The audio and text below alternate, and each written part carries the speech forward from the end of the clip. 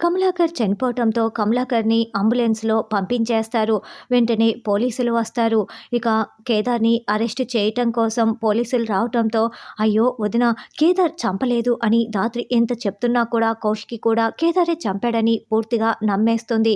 ఇక అక్కడికి వచ్చిన ఎస్ఐ అయితే ధాత్రిని చూసి రాధమ్మ కూతుర్లో అక్షర్‌ని గుర్తు చేసుకుంటూ, "పోలికలు కలిసాయా? లేకుంటే మనిషిని పోలిన మనిషా?"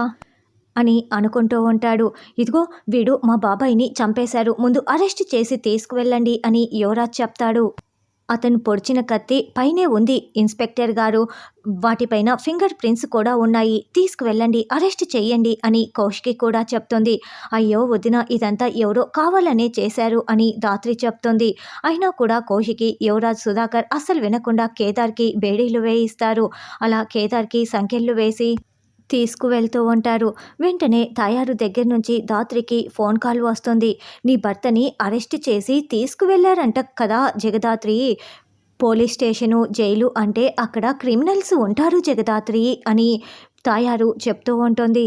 "అలా క్రిమినల్సు కేదార్‌ని ఏమైనా చేసేస్తే, ప్రాణాలు తీసేస్తే" అని తాయారు ఇండైరెక్ట్‌గా వార్నింగ్ ఇస్తూ ఉంటుంది.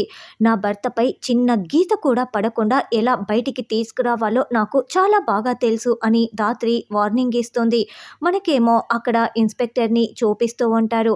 కేదార్ లాకప్‌లో కూర్చొని చాలా బాధపడుతూ ఉంటాడు. తయారు, మీనన్ ఇదంతా ప్లాన్ ప్రకారం పకడ్బందీగా చేసి ఉంటారు. ఇక కేదార్‌ని కాపాడుకోవటం కోసం ధాత్రి జేడీగా పోలీస్ స్టేషన్‌కి లోపలికి ఎంట్రీ ఇస్తుంది.